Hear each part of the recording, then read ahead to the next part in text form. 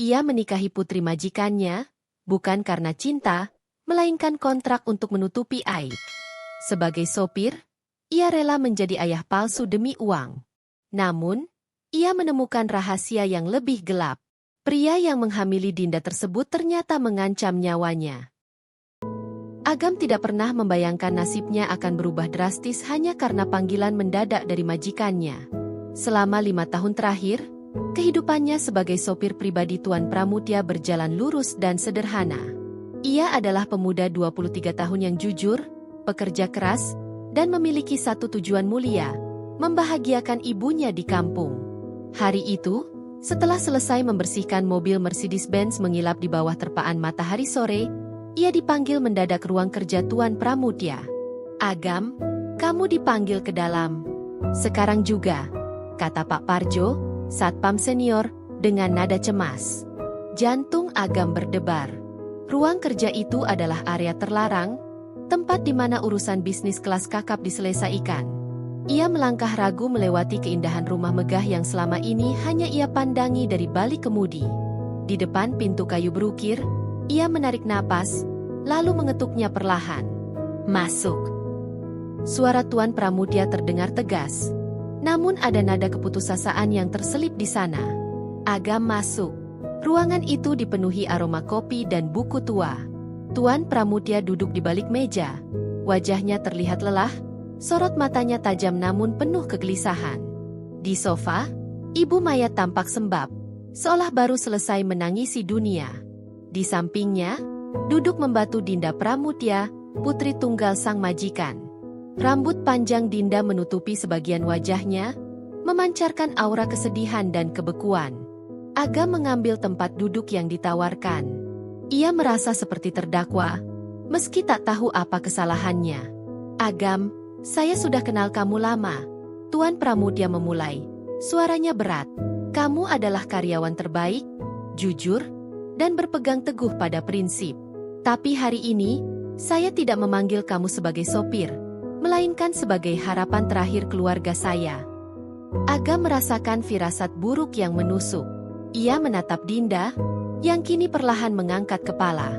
Mata mereka bertemu. Di mata Dinda, ia melihat kekosongan yang mengerikan. "Putri saya, Dinda, dia hamil," kata Tuan Pramudya. Nadanya dipenuhi rasa malu yang teramat sangat. "Hamil di luar nikah." Pria yang bertanggung jawab menghilang, lari. "Dan aib ini akan menghancurkan saya, menghancurkan perusahaan, dan menghancurkan kehormatan keluarga kami." Pernyataan itu seperti petir yang menyambar. Agam terdiam, mencoba mencerna fakta bahwa Dinda, gadis yang selalu dijaga ketat dan terlihat sempurna itu, kini berada dalam masalah sebesar ini. "Satu-satunya cara untuk menutupi ini dan menyelamatkan reputasi kami adalah dengan sebuah pernikahan," lanjut Tuan Pramudya, kini menatap Agam lurus-lurus. "Saya ingin kamu menikahi Dinda." Napas Agam tercekat. Ia nyaris tidak bisa bernapas. "Menikahi Dinda? Ini gila." "Maaf, Tuan." Agam akhirnya bersuara, gemetar. "Saya hanya sopir, Tuan. Saya tidak memiliki apa-apa. Saya tidak pantas untuk putri Tuan." "Ini bukan soal pantas, Agam," potong Tuan Pramudya, suaranya kembali mengeras. "Ini adalah kesepakatan. Kamu menikahi Dinda, menutupi aib ini, dan menjadi ayah bagi anak itu. Sebagai imbalan, saya akan menjamin masa depan kamu dan ibumu. Rumah, modal usaha, jaminan finansial seumur hidup. Kamu akan mendapatkan kehidupan yang layak, jauh lebih layak dari yang pernah kamu bayangkan." Ibu Maya memajukan tubuhnya, menatap Agam dengan tatapan memohon. "Agam, nak, kami tahu ini kejam, tapi tolonglah kami. Kamu satu-satunya orang jujur yang kami yakini tidak akan membongkar rahasia ini." Agam terdiam. Dalam benaknya, ia melihat wajah ibunya. Impian untuk mengeluarkan ibunya dari hidup yang sulit tiba-tiba berada di depan mata. Namun harga yang harus ia bayar adalah mengorbankan hatinya sendiri. Ia harus menikahi wanita yang tidak ia cintai, yang mengandung anak pria lain, demi uang dan kehormatan orang lain. Ia menoleh ke arah Dinda. Gadis itu kini menatapnya, Ada sedikit air mata menggenang di matanya, tetapi wajahnya tetap tanpa ekspresi. Agam mencari perlawanan, penolakan, atau bahkan sekadar rasa bersalah, tetapi yang ia temukan hanyalah kepasrahan yang dingin. "Saya harus segera tahu jawabanmu, Agam," desak Tuan Pramudya, tak memberinya ruang bernapas. "Pernikahan harus dilangsungkan besok, secara diam-diam. Kita tidak punya waktu." Agam menarik napas dalam-dalam. Di satu sisi, ada pengorbanan diri yang menyakitkan. Di sisi lain, ada janji kemakmuran untuk ibunya. Janji yang tidak mungkin ia dapatkan melalui kerja keras biasa. Agam menyadari, ia tidak punya pilihan. Kekuatan Tuan Pramudya dan kebutuhan ibunya telah menjebaknya. "Baik, Tuan," Agam menjawab dengan suara yang pelan dan tegas, seolah sedang menandatangani kontrak jiwanya sendiri. "Saya akan menikahi Dinda." Tuan Pramudya menghela napas panjang, kelegaan yang luar biasa. Ibu Maya mulai menangis terseduh-seduh. Sementara itu, Dinda hanya menatap Agam. Di matanya yang penuh air mata itu, Agam menangkap sekilas emosi yang sulit diuraikan. Bukan rasa syukur, melainkan rasa sakit yang luar biasa. Malam itu, di bawah atap keluarga kaya, Agam telah menjual masa depannya demi menyelamatkan kehormatan orang lain. Kisah penderitaannya baru saja dimulai. Pernikahan itu berlangsung sesunyi dan semendadak desau angin. Tidak ada karangan bunga megah, tidak ada pesta pora, hanya sebuah prosesi sederhana di rumah Tuan Pramudya. Seorang penghulu, Tuan dan Nyonya Pramudya yang tegang, Dinda dengan gaun putih yang terlihat longgar, dan Agam dengan setelan jas sewaan yang terasa asing di tubuhnya. Semuanya tersembunyi dari sorot mata publik. Janji suci yang seharusnya diucapkan dengan cinta dan kebahagiaan, kini terdengar seperti sebuah transaksi bisnis. Di hadapan penghulu, Agam mengucapkan ijab kabul dengan suara mantap. Ia mencoba mengabaikan tatapan mata kosong Dinda yang seolah tidak peduli dengan apa yang terjadi. Ketika tiba saatnya ia memasangkan cincin di jari Dinda, tangannya sedikit gemetar. Jari-jari Dinda terasa dingin, seperti es. Ia bahkan tidak membalas genggaman Agam sedikit pun. Saat tangan Agam menyentuh keningnya untuk sebuah doa, Dinda justru menunduk, seolah sentuhan itu adalah aib yang harus segera disembunyikan. Setelah upacara selesai, suasana hening menyelimuti ruang keluarga. Tuan Pramudya tampak lebih lega, seolah beban berat telah diangkat dari pundaknya. Ibu Maya menatap Agam dengan rasa terima kasih yang tak terlukiskan, namun juga dengan rasa bersalah yang kentara. Dinda hanya berdiri di sudut ruangan, menjauh dari semua orang. Ia bahkan tidak menatap Agam, seolah pria itu adalah orang asing yang baru saja ia temui. Malam itu, Agam dan Dinda dipersilakan menempati sebuah kamar tamu di sayap kanan rumah. Bukan kamar Dinda, bukan pula kamar utama, melainkan sebuah kamar yang jelas-jelas menandakan status mereka. Pernikahan ini hanyalah pura-pura. Saat Agam memasuki kamar, Dinda sudah duduk di tepi ranjang, masih mengenakan gaun pengantin yang sama, tanpa berbicara sepatah kata pun. Ia hanya menatap ke jendela, seolah ia berada di tempat lain, di dimensi lain yang lebih nyaman. "Aku akan tidur di sofa," kata Agam, memecah keheningan yang menyesakkan. Ia meletakkan tas kecilnya dan menunjuk sofa di sudut ruangan. "Kamu bisa tidur di ranjang." Dinda tidak bergeming. Ia hanya mengangguk kecil, bahkan tanpa menoleh. Agam menghela napas. Sikap Dinda lebih menyakitkan daripada ancaman Tuan Pramudya. Dinda memperlakukannya seperti debu, seperti orang yang tidak ada. Agam tahu pernikahan ini tidak didasari cinta, tapi ia berharap setidaknya ada sedikit rasa hormat atau pertemanan.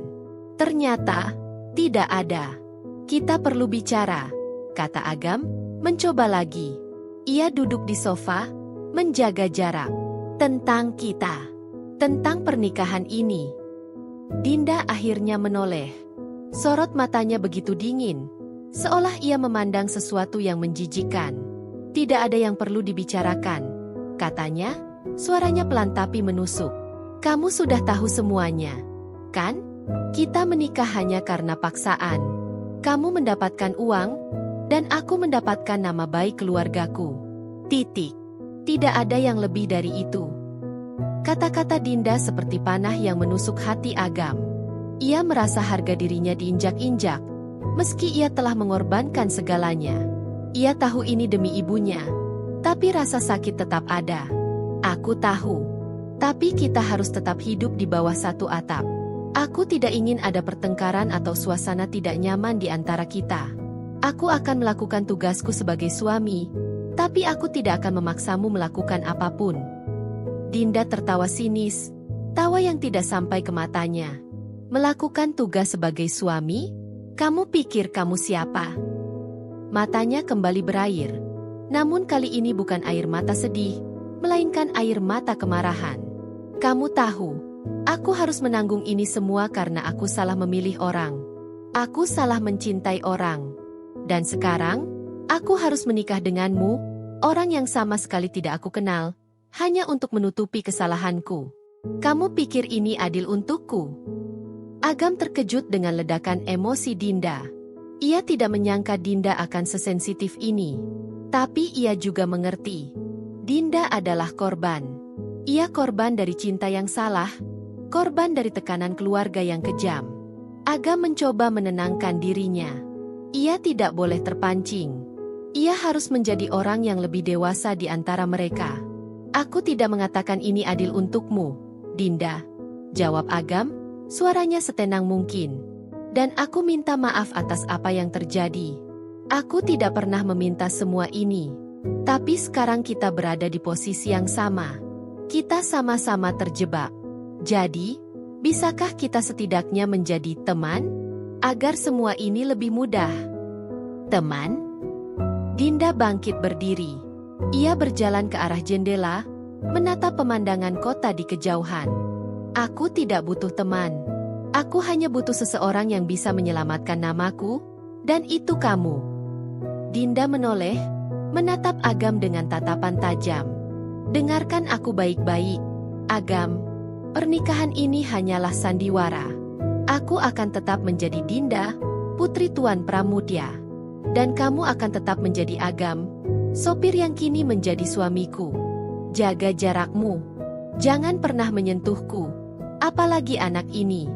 Anggap saja kita tidak pernah menikah, kecuali di depan orang lain. Hati Agam mencelos. Ia merasakan dinginnya sikap Dinda menembus sampai ke tulang. Ia menerima semua ini, tapi ia tidak menyangka Dinda akan sekasar ini. Ia merasa seperti robot, seperti boneka yang bisa dimainkan dan dibuang kapan saja. Malam itu, Agam tidur di sofa yang keras, dengan pikiran yang kacau. Ia tidak bisa tidur. Ia terus memandang punggung Dinda yang membelakanginya, memikirkan betapa jauhnya jarak di antara mereka.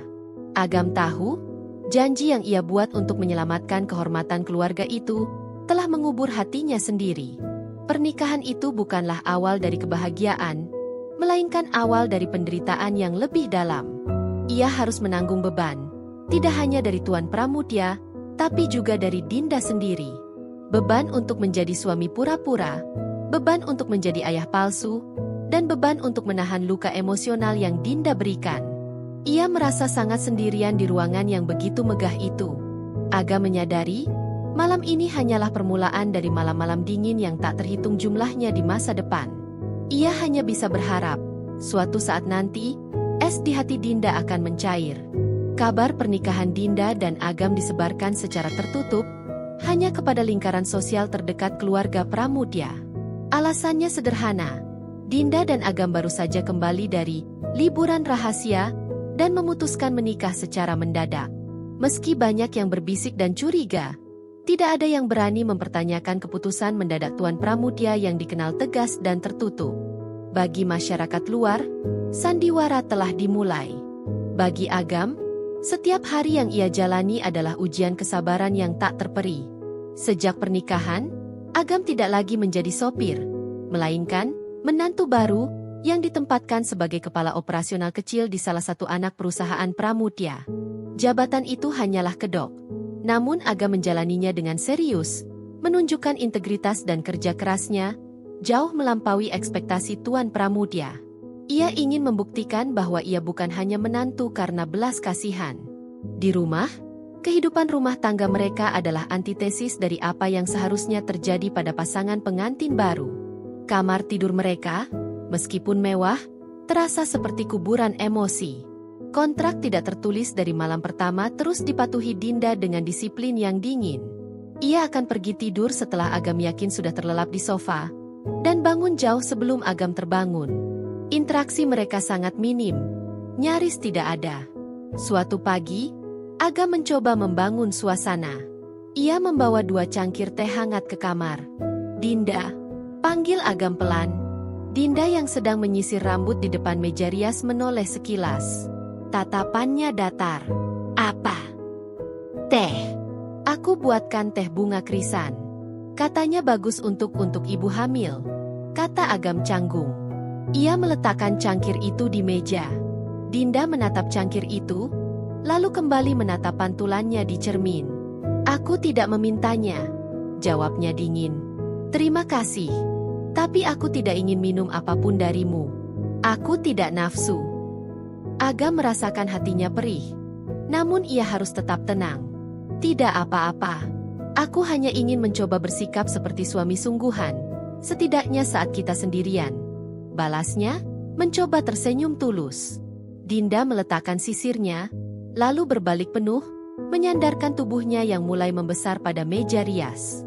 Jangan pernah berpura-pura di depanku, Agam. Itu menjijikan. Kamu tahu status kita. Aku tahu kamu melakukan ini demi uang dan ibumu. Aku menghormati itu. Jadi, mari kita saling menghormati batas. Jangan melewati batas yang telah aku tetapkan." "Batas?" Agam mendekat selangkah, wajahnya menunjukkan keseriusan. "Aku adalah suamimu, Dinda. Aku akan menjadi ayah bagi anakmu, entah kamu suka atau tidak. Aku tidak meminta cinta darimu, tapi aku meminta sedikit kerjasama. Kita harus terlihat meyakinkan di depan orang tua kita. Mereka sudah cukup menderita." Mendengar nama orang tuanya, wajah Dinda sedikit melunak, namun hanya sesaat.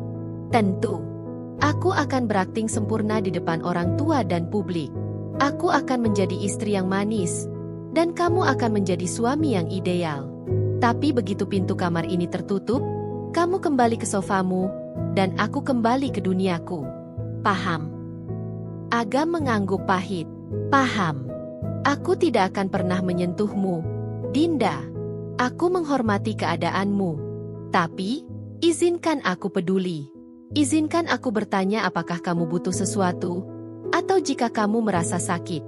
Karena bagaimanapun juga, kamu membawa kehidupan di dalam dirimu." Air mata Dinda tiba-tiba menetes. Ia dengan cepat menghapusnya, seolah malu menunjukkan kelemahan di depan Agam. "Jangan bersikap baik padaku, Agam. Itu hanya akan membuat semuanya lebih sulit." "Mengapa sulit?" tanya Agam bingung. Karena kebaikanmu mengingatkanku pada betapa buruknya nasibku. Betapa aku tidak pantas mendapatkan kebaikan itu." Dinda berbisik, suaranya dipenuhi rasa bersalah yang menusuk. Agam merasakan gelombang simpati yang besar. Di balik topeng angkuh Dinda, ada seorang wanita yang hancur karena kesalahan fatal. Ia memutuskan untuk mundur. "Baiklah, aku mengerti," katanya pelan. Ia mengambil cangkir tehnya dan pergi ke balkon. Ia tahu, mendekati Dinda harus dilakukan setahap demi setahap, dengan kesabaran yang nyaris tak terbatas. Di minggu-minggu berikutnya, Dinda terus menjaga jarak. Namun, Agam tetap gigih menjalankan peran pelindungnya. Ia memastikan Dinda makan makanan bergizi, ia menyiapkan selimut tambahan untuk Dinda saat cuaca dingin, dan ia bahkan diam-diam membaca buku tentang kehamilan. Suatu malam, Dinda mengalami kram kaki yang cukup menyakitkan. Ia menggigit bibirnya, menahan suara agar Agam tidak terbangun. Namun, Agam, yang tidurnya ringan karena kebiasaan menjadi sopir yang waspada, segera menyadarinya. Ia beranjak dari sofa, mendekati Dinda yang terbaring meringkuk kesakitan. "Ada apa?" tanya Agam khawatir. Dinda terkejut. "Aku tidak apa-apa. Jangan pedulikan aku. Kaki kamu kram, kan?" Agam berlutut di sisi ranjang. Tanpa menunggu izin, ia menarik selimut, memegang kaki Dinda dengan lembut namun mantap. Ia mulai memijat betis Dinda, menggunakan teknik yang ia pelajari dari ibunya. Dinda awalnya menegang, terkejut oleh sentuhan Agam. Ia hendak menarik kakinya, namun pijatan Agam terlalu nyaman. Rasa sakit di kakinya perlahan mereda. Dinda menutup mata, merasakan kehangatan dan keahlian tangan Agam. Sudah lama sekali ia tidak merasakan sentuhan setulus ini. "Kenapa kamu melakukan ini?" bisik Dinda, suaranya serak. "Aku suamimu," jawab Agam, tanpa mendongak. "Aku bertanggung jawab atas keselamatan dan kesehatanmu. Tidurlah. Aku akan memijat sampai kamu merasa lebih baik." Dinda tidak menjawab. Ia membiarkan Agam memijat kakinya. Rasa canggung yang selalu ia rasakan di dekat Agam, kini sedikit demi sedikit terkikis oleh rasa syukur dan kehangatan yang samar. Ia menatap Agam, melihat ketulusan di mata pria itu. Agam, sang sopir yang dipaksa menjadi suami, ternyata memiliki hati yang jauh lebih murni daripada pria-pria kaya yang selama ini ia kenal. Saat kram mereda dan Agam hendak kembali ke sofa, Dinda tiba-tiba berkata, "Terima kasih." Hanya satu kata, tapi kata itu begitu kuat dan tulus, membuat Agam terdiam. Ia menoleh, menatap Dinda. Untuk pertama kalinya, Agam melihat ada sedikit cahaya di mata Dinda, bukan lagi kekosongan yang dingin. "Sama-sama," jawab Agam, tersenyum kecil. Ia tahu, ia telah berhasil menembus celah kecil di tembok es Dinda. Hubungan mereka masih jauh dari kata baik, namun malam itu, Agam mendapatkan harapan tipis, bahwa ia mungkin bisa menjadi suami dan pelindung sungguhan bagi Dinda. Ia kembali ke sofa, kali ini dengan hati yang sedikit lebih ringan, tetapi tetap waspada akan pertahanan Dinda yang bisa kembali kapan saja. Peristiwa kram kaki itu menjadi titik balik yang sangat tipis dalam rumah tangga palsu Agam dan Dinda. Sejak saat itu, Dinda tidak lagi sepenuhnya mengabaikan Agam. Ia akan membalas sapaan, meskipun hanya dengan anggukan kaku, dan terkadang, ia bahkan menanyakan kegiatan Agam di kantor barunya. Bagi Agam, kemajuan sekecil ini terasa seperti kemenangan besar. Ia terus berupaya menjadi suami yang baik dan protektif, menjalankan peran yang dipaksakan padanya dengan ketulusan hati yang nyata. Namun, semakin Agam dekat, semakin banyak kejanggalan yang ia temukan. Rumah tangga ini, yang didirikan di atas kebohongan, terasa rapuh dan penuh retakan di mana-mana. Agam bukan lagi sopir yang hanya melihat dari luar. Ia kini ada di dalam, menyaksikan setiap bisikan dan setiap tatapan penuh kekhawatiran dari Tuan dan Nyonya Pramudya. Agam mulai mengamati Dinda lebih intens, bukan sebagai suami, melainkan sebagai seorang pelindung yang waspada. Dinda tidak hanya bersedih atas kehamilan yang tidak diinginkan. Ia terlihat seperti seseorang yang menyimpan ketakutan yang mendalam. Kapanpun topik mengenai ayah biologis anak itu disinggung, bahkan oleh Ibu Maya sekalipun, Dinda akan bereaksi dengan kepanikan yang nyaris tidak terlihat. Tangannya gemetar, matanya melebar seketika, dan ia akan segera mengubah topik pembicaraan dengan cara yang terburu-buru. Tuan Pramudya dan Ibu Maya juga tampak menghindari pembicaraan tersebut dengan agresif.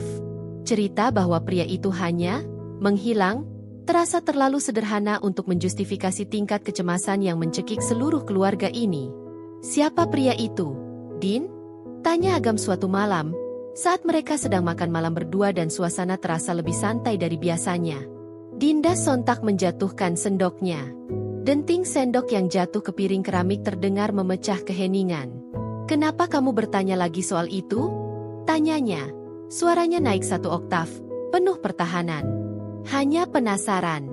Kamu tidak perlu memberitahu nama aslinya. Tapi aku ingin tahu, apakah dia benar-benar menghilang? Atau ada sesuatu yang mengancam kamu?" Agam menatap Dinda lurus-lurus, berharap kejujuran akan datang. Dinda tertawa sinis, tawa yang Agam tahu adalah mekanisme pertahanannya. "Mengancam? Jangan berlebihan. Dia hanya pengecut yang melarikan diri, sama seperti kebanyakan pria," jawab Dinda, suaranya kembali dingin, membangun tembok di antara mereka. "Sudah, jangan campuri urusan yang bukan urusanmu, Agam. Tugasmu hanyalah menjadi tameng." Agam terdiam, Namun tatapannya tidak lepas dari Dinda. Ia yakin Dinda berbohong, atau setidaknya menyembunyikan sebagian besar kebenaran. Ketakutan di mata Dinda terlalu nyata untuk disangkal. Aga menduga, pria itu mungkin tidak lari, melainkan pergi karena alasan lain, atau bahkan masih berada di dekat mereka, memberikan tekanan tersembunyi. Kecurigaan Aga mencapai puncaknya beberapa hari kemudian. Saat ia membereskan ruang kerja Dinda, yang ternyata selama ini ia gunakan untuk menyembunyikan rasa mualnya, Aga menemukan sebuah benda kecil terselip di balik tumpukan buku tebal. Itu adalah sebuah gantungan kunci mobil mewah, terbuat dari perak, dengan ukiran inisial R yang elegan. Agam ingat, mobil keluarga Pramudia semuanya menggunakan gantungan kunci yang berbeda dan jauh lebih sederhana. Agam mengambil benda itu, merasakannya. Dingin, mahal, dan terasa asing. Ia tahu ini pasti milik pria yang menghamili Dinda. Kenapa Dinda menyimpannya? Jika pria itu lari, seharusnya Dinda membuang semua kenangan tentangnya, bukan menyimpannya di tempat yang tersembunyi. Aga membawa gantungan kunci itu keluar, ke tempat ia biasa minum kopi di pagi hari, sambil merenungkan langkah selanjutnya. Etika dan prinsipnya berbenturan. Ia telah berjanji untuk menjadi suami Dinda dan tidak mencampuri masa lalunya. Tetapi naluri pelindungnya berteriak bahwa Dinda berada dalam bahaya, atau setidaknya, dalam tekanan psikologis yang lebih besar dari yang ia akui. Aga memutuskan, ia harus mencari tahu. Kebenaran adalah satu-satunya cara untuk benar-benar melindungi Dinda dan anak yang tak berdosa itu. Aga mulai melakukan penyelidikan kecil-kecilan. Ia mencari tahu tentang inisial R di lingkungan Tuan Pramudia. Agam dengan hati-hati bertanya kepada Ibu Maya, berpura-pura penasaran dengan masa lalu Dinda. Bu, pria yang menghamili Dinda itu, apakah dia orang jauh? Ibu Maya langsung menegang, wajahnya memucat. Kenapa kamu bertanya?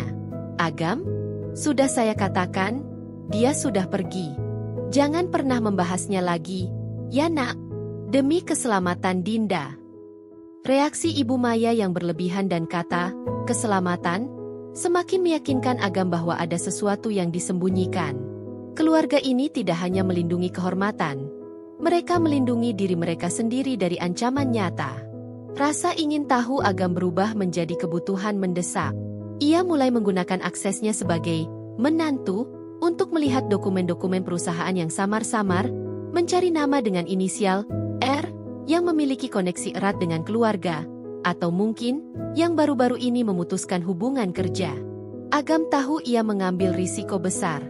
Jika Tuan Pramudia tahu ia menyelidiki, perjanjian mereka akan hancur, dan ia akan kehilangan kesempatan untuk mensejahterakan ibunya.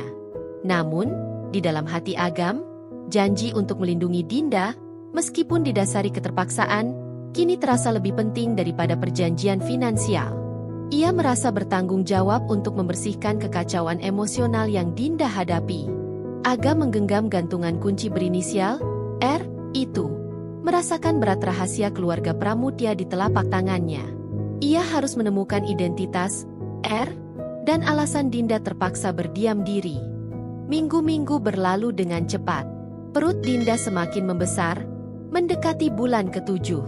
Agam, tanpa disadari, telah sepenuhnya mengadopsi peran sebagai seorang suami dan calon ayah, terlepas dari fakta bahwa pernikahan mereka adalah sandiwara dan anak itu bukan darah dagingnya. Rasa protektifnya bukan lagi kewajiban, melainkan naluri. Dinda, di sisi lain, mulai melembut secara bertahap. Pertahanannya yang dingin memang masih ada, tetapi lebih karena kebiasaan daripada permusuhan. Ia mengizinkan Agam untuk menemaninya berjalan-jalan santai di taman belakang setiap sore, dan ia bahkan sesekali menerima saran Agam mengenai makanan atau vitamin yang harus ia konsumsi. Agam tidak pernah menanyakan soal R lagi, tetapi ia terus mengamati, menyerap setiap detail kecil dari kehidupan Dinda. Suatu sore, saat mereka duduk di bangku taman, Dinda mengeluh tentang nyeri punggung yang tak tertahankan. Agam segera berlutut di belakangnya. Aku akan memijatmu. Ini akan membantu, katanya lembut. Dinda ragu sejenak. Sentuhan Agam selalu membawa kehangatan yang asing dan menakutkan baginya. Namun, Rasa sakitnya lebih kuat daripada keangkuhannya. Pelan-pelan, bisik Dinda. Tangan Agam yang dulu terbiasa memutar setir kini memijat punggung Dinda dengan penuh perhatian. Sentuhannya terasa menenangkan, tidak menuntut, hanya ingin membantu. Dinda memejamkan mata, membiarkan dirinya menikmati kenyamanan langka ini. Tiba-tiba, ia merasakan gerakan keras di perutnya. Dia menendang, bisik Dinda, terkejut dan sedikit terharu. Agam menghentikan pijatannya. Benarkah? Raut wajahnya menunjukkan perpaduan antara rasa tak percaya dan kebahagiaan yang murni. Ya, Dinda tersenyum tipis. Senyum yang sangat jarang ia tunjukkan kepada Agam. Tanpa sadar, Agam meletakkan telapak tangannya di perut Dinda, tepat di tempat tendangan itu terasa. Perut Dinda terasa hangat dan tegang di bawah telapak tangannya. Ia menunggu dengan sabar. Beberapa detik kemudian, ia merasakan tendangan kecil lagi, kali ini lebih jelas dan kuat. Mata Agam berkaca-kaca.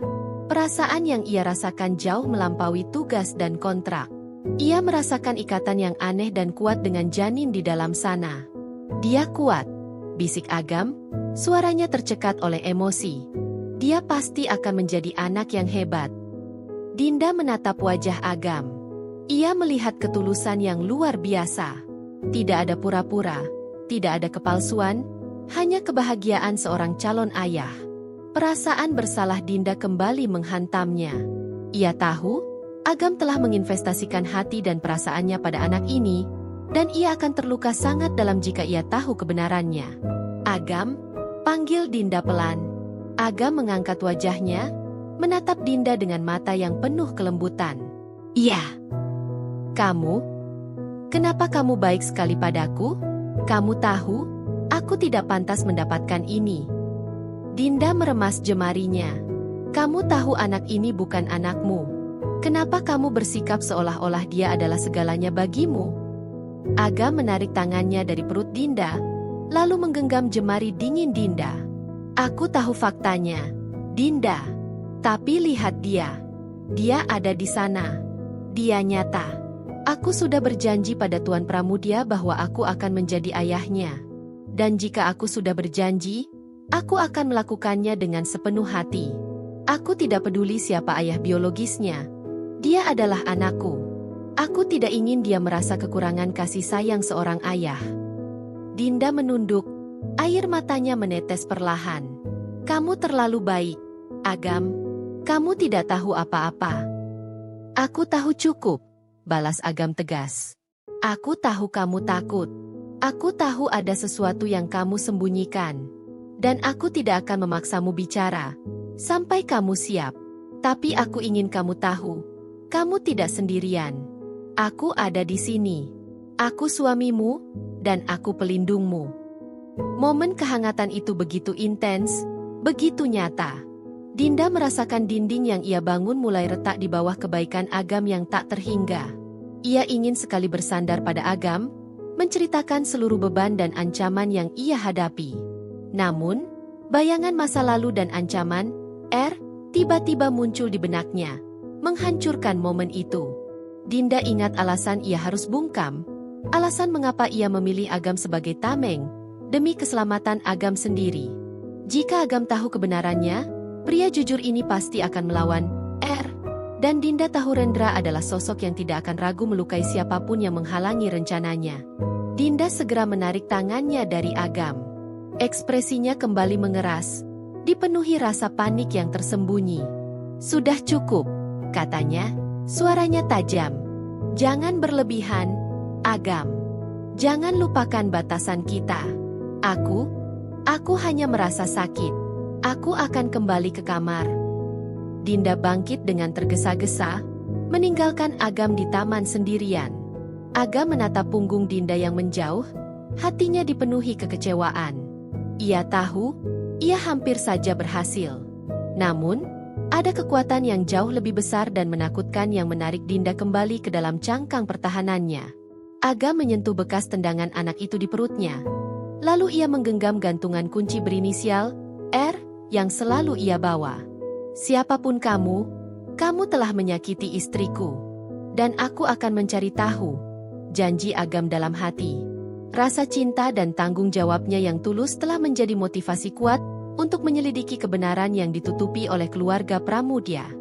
Rasa ingin tahu Agam akhirnya menemukan jawabannya, namun dengan cara yang paling menyakitkan. Suatu malam, ia sedang mencari-cari dokumen kantor yang sempat Tuan Pramudia berikan kepadanya. Ia membuka laci meja kerja yang tidak terkunci dan menemukan sebuah berkas yang tebal. Di dalamnya, terselip beberapa foto Polaroid lama dan sebuah buku harian lusuh. Agam merasa ragu, namun rasa penasarannya lebih kuat daripada etika. Ia mengambil buku harian itu dan membukanya. Buku itu adalah buku harian Dinda. Agam membaca dengan cepat. Matanya menyisir setiap kata yang tertulis di sana, dan apa yang ia baca membuat darahnya berdesir. Tanggal 12, bulan September, tahun lalu. Rendra kembali. Aku tidak bisa berhenti memikirkannya. Pria yang telah lama mengisi hatiku. Tanggal 23, bulan September. Rendra membawaku ke pesta.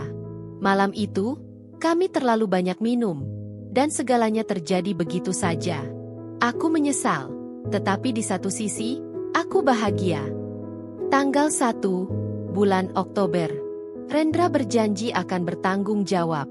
Dia bilang dia akan melamarku, bahwa dia akan berbicara dengan ayah.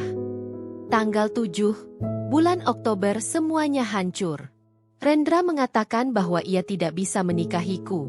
Ia bilang, ayahku berhutang besar padanya, dan jika aku tidak menyembunyikan kehamilan ini dan menikah dengan orang lain yang bisa ia kendalikan, ia akan menghancurkan nama baik ayah.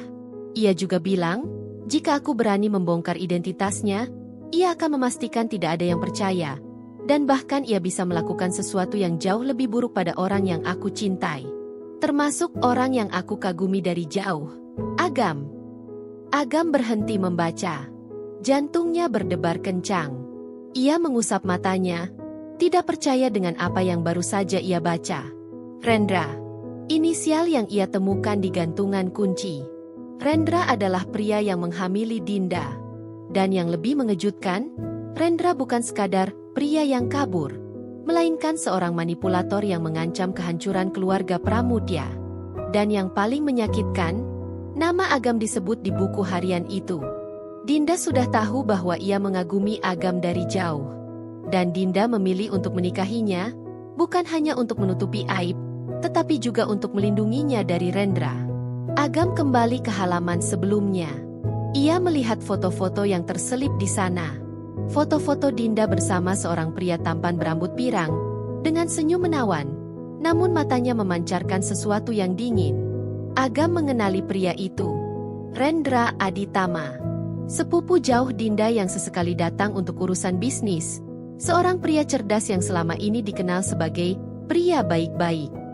Agam ingat, Rendra adalah orang yang paling sering menghina profesi sopir di depan Tuan Pramudia. Agam merasa mual. Ia telah menghormati pria itu, padahal pria itu adalah musuh yang menyamar. Suara langkah kaki mendekat.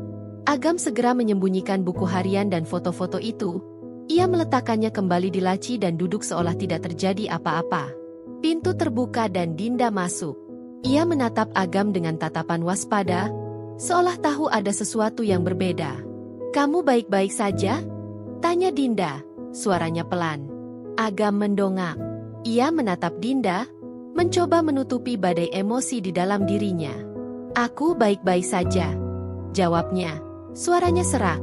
Ia tidak bisa lagi melihat Dinda sebagai korban yang lemah. Dinda adalah pahlawan yang mengorbankan diri, yang memikul beban besar seorang diri. Ia juga merasa marah. Dinda telah menipunya, menyembunyikan kebenaran ini, membuatnya merasa seperti alat yang tidak berguna. "Apa yang kamu lakukan di ruang kerjaku?" tanya Dinda, nadanya sedikit menuduh. Agam tidak menjawab. Ia bangkit, berjalan ke arah Dinda. Ia tidak bisa menahan dirinya. "Siapa Rendra?" tanyanya. Suaranya bergetar. Mata Dinda melebar. Ia mundur selangkah, wajahnya memucat. "Kamu? Kamu tahu nama itu dari mana?" "Aku menemukan buku harianmu," kata Agam. "Aku menemukan foto-foto itu." "Dinda, Kenapa kamu tidak pernah memberitahuku yang sebenarnya? Dinda membeku. Tangannya gemetar. Ia tidak bisa menyembunyikan lagi. Agam, dengarkan aku. Ini tidak seperti yang kamu pikirkan, katanya panik. Tidak seperti apa? Bentak Agam. Suaranya meninggi, dipenuhi kekecewaan. Kamu bilang dia kabur. Tapi ternyata dia mengancammu. Dia mengancam untuk menghancurkan ayahmu. Dan yang paling penting, dia mengancam untuk menyakitiku. Kenapa? Kenapa kamu tidak jujur? Air mata Dinda mengalir deras. Ia tidak sanggup menatap mata Agam. Karena aku tidak ingin kamu terlibat. Agam, kamu tidak tahu siapa Rendra. Dia berbahaya. Jika kamu tahu yang sebenarnya, kamu akan melawannya, dan dia akan menghancurkanmu. Aku ingin melindungimu. Itu sebabnya aku tidak mengatakan apapun. Kemarahan Agam perlahan luntur, digantikan oleh pemahaman yang menyakitkan. Jadi, semua perlakuan dingin Dinda, semua tembok yang ia bangun, bukan karena ia membenci Agam. Itu karena ia mencoba melindungi Agam dari monster yang tidak terlihat. Agam kini mengerti, kenapa Dinda begitu takut setiap kali ia mencoba mendekat. Dinda takut Agam akan terlalu dekat, tahu kebenaran, dan terluka. Dinda, aku suamimu sekarang, kata Agam, suaranya melembut, namun tetap tegas. Kamu tidak perlu menanggung beban ini sendirian. Kita akan menghadapinya bersama-sama. Dinda menggeleng, terisak. Tidak, Agam. Kamu tidak akan melawannya. Kamu tidak punya apa-apa untuk melawannya. Dia akan menghancurkanmu. Kamu seharusnya pergi. Lari dari pernikahan ini sebelum semuanya terlalu terlambat. Agam terdiam. Ia memandangi Dinda yang terisak, tubuhnya bergetar ketakutan. Untuk pertama kalinya, ia melihat Dinda yang sesungguhnya. Seorang wanita yang hancur, terperangkap di antara dua pilihan yang sama-sama menyakitkan. Aku tidak akan pergi, kata Agam, suaranya mantap. Aku tidak akan membiarkanmu menghadapi ini sendirian. Aku akan melindungimu, dan anak ini. Aku akan mencari cara untuk mengalahkan Rendra. Bersama-sama. Malam itu, Agam dan Dinda tidak lagi berada di dua sisi yang berbeda. Puncak konflik telah terkuak, membuka luka dan rahasia yang tersembunyi. Namun, di antara kehancuran itu, ada sebuah benih kepercayaan baru yang mulai tumbuh. Agam telah menemukan kebenaran, dan kini ia tahu musuh yang sesungguhnya. Pertempuran yang sebenarnya baru saja dimulai. Ruang kerja yang semula sunyi kini dipenuhi oleh keheningan yang tegang, dipecah oleh isak tangis Dinda. Konfrontasi yang terjadi baru saja mengoyak tirai sandiwara mereka. Agam membiarkan Dinda menangis sejenak, menunggunya menenangkan diri. Ia tahu, meskipun hatinya terluka karena merasa dibohongi, rasa marah itu jauh lebih kecil dibandingkan rasa iba dan keinginan untuk melindungi Dinda. Ketika tangis Dinda mereda, Agam mendekat dan duduk di sampingnya. Ia tidak menyentuh, hanya menawarkan kehadirannya. Ceritakan padaku, Din. Semuanya, pinta Agam dengan suara yang lembut, tidak lagi menghakimi. Dinda menarik napas dalam-dalam.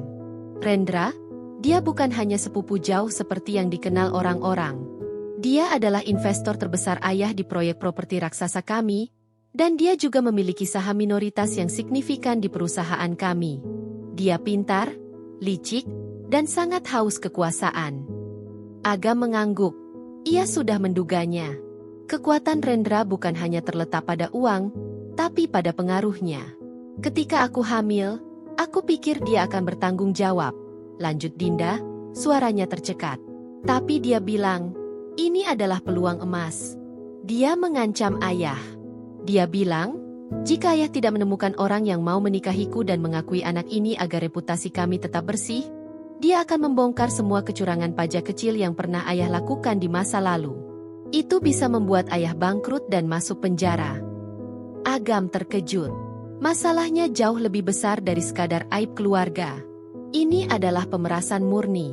Tapi itu tidak seburuk ancaman yang dia berikan padaku. Dinda melanjutkan, matanya menatap Agam dengan rasa takut yang menusuk. Dia bilang, Dia tahu betapa aku menghargai kejujuran dan ketulusan. Dia tahu aku sering melihatmu tersenyum, melihatmu bekerja keras. Dan dia mengancam. Dia bilang, jika aku berani menyebut namanya, dia akan memastikan kamu, orang yang aku kagumi dari jauh, akan kehilangan segalanya. Bahkan, dia bisa membuatmu seolah-olah terlibat dalam kasus penipuan, menghancurkan karir barumu, dan menyakiti ibumu di kampung. Agam merasakan darahnya mendidih. Ancaman Rendra tidak hanya menyentuh kehormatan, tapi juga nyawa dan masa depan orang-orang yang mereka cintai. Saat itu, aku harus memilih, bisik Dinda, air mata kembali menggenang. Aku tahu jika kamu tahu yang sebenarnya, kamu akan melawan. Dan aku tahu Rendra akan menghancurkanmu. Aku tidak sanggup melihatmu hancur, Agam. Jadi, aku memilih untuk menikahimu dan bersikap dingin. Berharap kamu akan menjaga jarak emosional dariku. Aku hanya ingin melindungimu. Itu sebabnya aku rela menjadi wanita jahat di matamu. Inilah inti dari plot twist itu. Agam kini memahami semua perlakuan dingin Dinda. Itu adalah bentuk perlindungan, pengorbanan yang dilakukan Dinda demi dirinya. Pengakuan Dinda bahwa ia sudah lama mengaguminya, menghangatkan hati Agam di tengah badai. Dinda, kata Agam, ia meraih tangan Dinda yang dingin, menggenggamnya erat. Kali ini, Dinda tidak menolak. Kamu tidak pernah menjadi wanita jahat. Kamu adalah wanita paling berani yang pernah aku kenal. Kamu memikul beban yang sangat berat sendirian. Agam menatap Dinda. Jadi, Rendra ingin kita menikah agar dia bisa mengendalikan kita? Agar dia bisa memastikan tidak ada yang mencari tahu kebenarannya?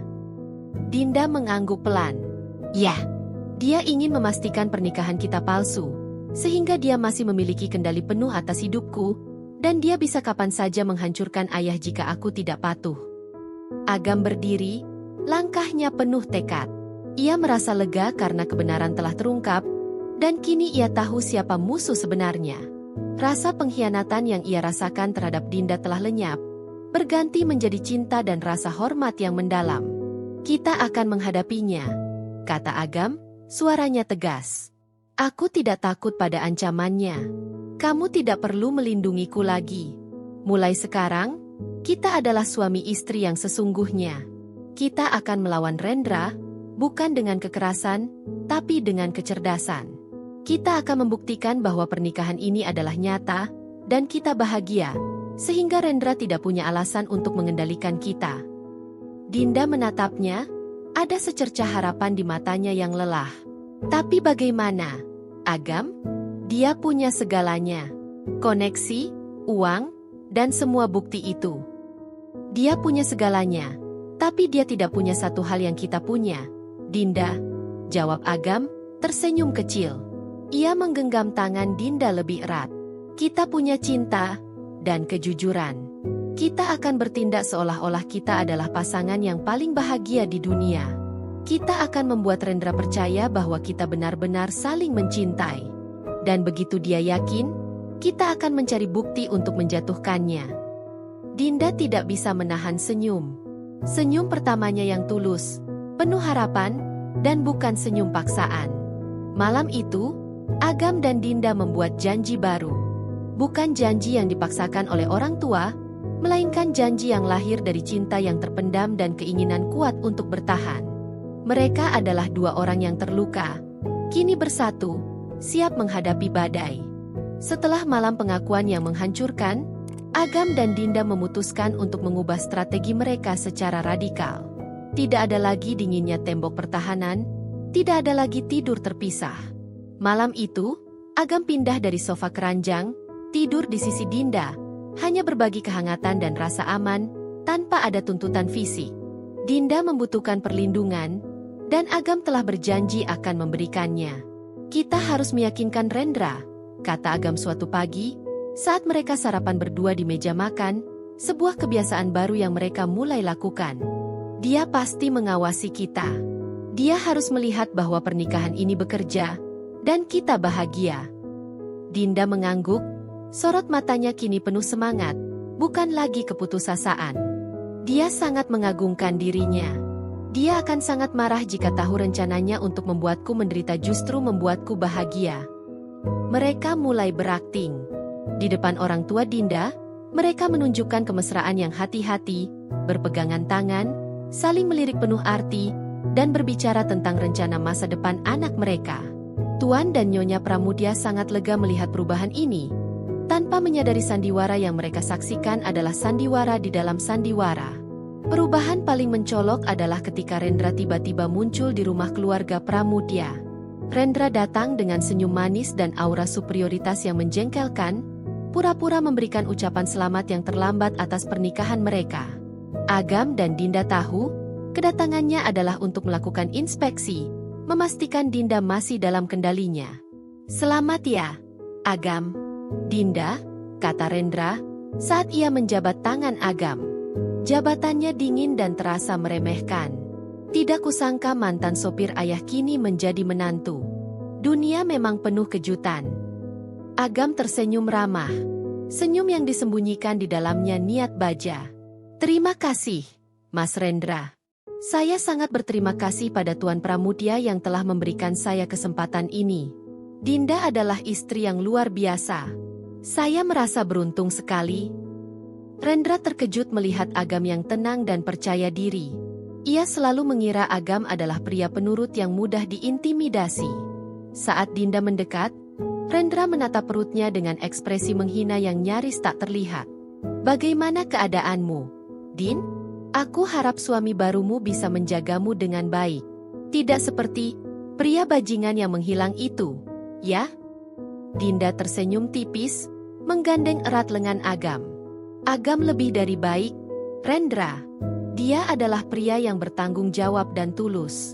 Dia adalah ayah terbaik untuk anakku. Aku tidak pernah sebahagia ini."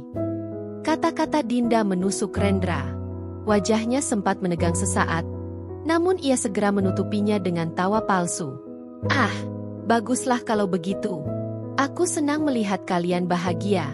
Pastikan saja, kebahagiaan itu tidak akan mengganggu rencana bisnis kita, Agam. Kau tahu kan, ayah mertuamu sangat bergantung pada uangku." "Tentu, Mas Rendra," Agam menjawab dengan santai. "Saya sudah mulai mempelajari bisnis ini. Dan saya jamin, saya akan menjadi menantu yang bisa diandalkan. Jauh lebih bisa diandalkan daripada yang Mas Rendra kira." Ancaman itu jelas. Rendra mencoba menakut-nakuti mereka, mengingatkan Agam akan posisi lemah Tuan Pramudia. Tetapi bagi Agam, ancaman itu justru menguatkan tekadnya. Setelah Rendra pergi, Agam dan Dinda duduk bersama. "Dia cemas," kata Dinda, matanya bersinar. "Dia melihat kita mesra. Dia tidak suka. Itu artinya sandiwara kita berhasil." "Dia hanya akan lebih menekan kita sekarang," balas Agam, wajahnya serius. "Kita harus bergerak cepat. Dinda, kamu harus memberitahuku semua tentang Rendra. Siapa saja koneksinya? Di mana dia menyimpan dokumen-dokumen penting yang dia gunakan untuk mengancam ayahmu? Kita perlu bukti nyata untuk menjatuhkannya tanpa merusak reputasi Tuan Pramudia." Dinda menceritakan semua yang ia tahu. Ia ingat Rendra pernah menyebut bahwa semua dokumen sensitif tersimpan di sebuah safe deposit box di bank tertentu, yang kuncinya selalu ia simpan di kantornya yang jarang sekali ia tinggalkan. Informasi ini sangat berharga. Agam menyusun rencana. Ia akan menggunakan koneksinya yang masih ia miliki dari masa lalunya, sebagai orang yang bisa masuk dan keluar ke area maintenance dengan mudah, untuk mendapatkan akses ke kantor Rendra. Rencananya berbahaya, tetapi mereka tidak punya pilihan lain. Malam itu, saat Dinda tertidur pulas, Agam mencium kening Dinda. Ciuman itu adalah janji, bukan rayuan. "Aku akan kembali, Din. Aku akan melindungi kalian," bisik Agam. Agam meninggalkan rumah, membawa semua keberanian dan kecerdasannya. Ia pergi bukan lagi karena dipaksa oleh Tuan Pramudia, tetapi karena panggilan hati yang tulus untuk menjadi suami dan pelindung sejati. Puncak dari perjuangan mereka adalah saat Agam harus mempertaruhkan segalanya, termasuk kebebasan dan hidupnya, demi cinta dan kebenaran. Operasi Agam berjalan lancar. Dengan menggunakan koneksi yang ia miliki dari masa lalu dan sedikit keberanian, ia berhasil menyusup ke kantor Rendra pada malam hari. Ia menemukan kunci duplikat yang disimpan Rendra di dalam sebuah laci rahasia. Kemudian ia dengan cepat memotret semua dokumen yang tersimpan di dalam safe deposit box di bank. Bukti-bukti kejahatan Rendra, mulai dari skema pencucian uang, manipulasi laporan keuangan, hingga ancaman terhadap keluarga Pramudya, kini berada di genggaman Agam. Agam kembali ke rumah dengan hati yang dipenuhi rasa lega dan kemenangan. Namun, rasa lelahnya segera tergantikan oleh kepanikan saat ia mendengar suara tangisan Ibu Maya dari kamar Dinda. Agam segera bergegas ke sana. "Agam, Dinda sudah waktunya," seru Ibu Maya panik. Dinda mengerang kesakitan, wajahnya pucat, keringat dingin membasahi dahinya. Ia sedang mengalami kontraksi. Agam segera membopong Dinda dengan hati-hati. Ia tidak peduli jika ia harus melakukannya seorang diri. Ia adalah suaminya, dan ia harus ada di sana untuk Dinda. "Bertahan, Dinda. Aku di sini," bisik Agam, mencoba menenangkan. Di perjalanan ke rumah sakit, Agam menggenggam tangan Dinda erat. Dinda mencengkeram tangan Agam, isakannya bercampur dengan napas yang terputus-putus. Ia menatap Agam, ada ketakutan, tetapi juga ada kepercayaan yang mendalam di matanya. "Agam, aku takut," bisik Dinda. "Jangan takut. Aku tidak akan membiarkanmu sendirian," jawab Agam, lalu mencium kening Dinda. "Percayalah padaku." Dinda tidak pernah merasakan ketenangan seperti ini sebelumnya. Di tengah rasa sakit yang luar biasa, kehadiran Agam memberinya kekuatan. Ia merasa aman dan dilindungi. Di ruang bersalin, Agam tidak meninggalkan Dinda sedetik pun. Ia menggenggam tangannya, menyeka keringat di wajahnya, dan membisikkan kata-kata penyemangat. Peran yang dulu ia jalani sebagai sandiwara kini telah menjadi kenyataan. Ia merasakan setiap penderitaan Dinda, seolah ia juga ikut melahirkan. Beberapa jam yang terasa seperti selamanya, akhirnya terdengar suara tangisan bayi yang nyaring. Tangisan itu memecah keheningan dan menguapkan semua rasa sakit dan ketegangan. Seorang bayi laki-laki, yang wajahnya mirip sekali dengan Dinda, lahir dengan sehat. Agam menatap bayi itu, matanya berkaca-kaca. Perasaan haru yang luar biasa menyelimuti hatinya. Ia tidak peduli anak ini bukan darah dagingnya. Rasa cinta dan tanggung jawabnya begitu nyata. Dinda, yang kelelahan, menatap Agam dengan senyum yang dipenuhi kebahagiaan dan kelegaan. Ia kemudian memandang bayi yang kini digendong Agam. Dia adalah anakku, dan dia juga anakmu, Agam," bisik Dinda, suaranya pelan. Agam duduk di samping Dinda, masih menggendong bayi itu. "Ya, dia anak kita," jawab Agam, matanya penuh kasih sayang. "Agam," Dinda memanggil pelan, "sebelum kita bertemu, sebelum semua ini terjadi, aku sudah tahu tentangmu. Aku selalu melihatmu. Aku selalu melihat betapa baik dan tulusnya kamu. Ketika ayah memaksaku menikah, aku tidak bisa membohongi diriku sendiri. Aku sebenarnya diam-diam berharap orang itu adalah kamu. Aku mencintaimu, Agam. Sudah sejak lama." Pengakuan itu membuat hati Agam bergetar. Ia menoleh, menatap mata Dinda. Di sana, ia melihat cinta yang tulus dan jujur. Bukan sekadar rasa terima kasih, bukan juga rasa kasihan. Itu adalah cinta. "Dinda." Agam tidak bisa berkata apa-apa. Ia merasa seolah-olah mimpi menjadi kenyataan. Wanita yang selama ini ia lindungi karena sebuah janji, ternyata sudah memendam perasaan yang sama. "Aku minta maaf karena aku begitu jahat padamu," Dinda terisak. "Aku hanya tidak ingin kamu tahu. Aku tidak ingin kamu tahu bahwa aku sudah menyukaimu lebih dulu. Dan aku tidak ingin kamu terlibat. Aku takut kamu akan melawannya, dan kamu akan terluka." Agam meletakkan bayi itu dengan hati-hati di pelukan Dinda, lalu ia membelai rambut Dinda dengan lembut.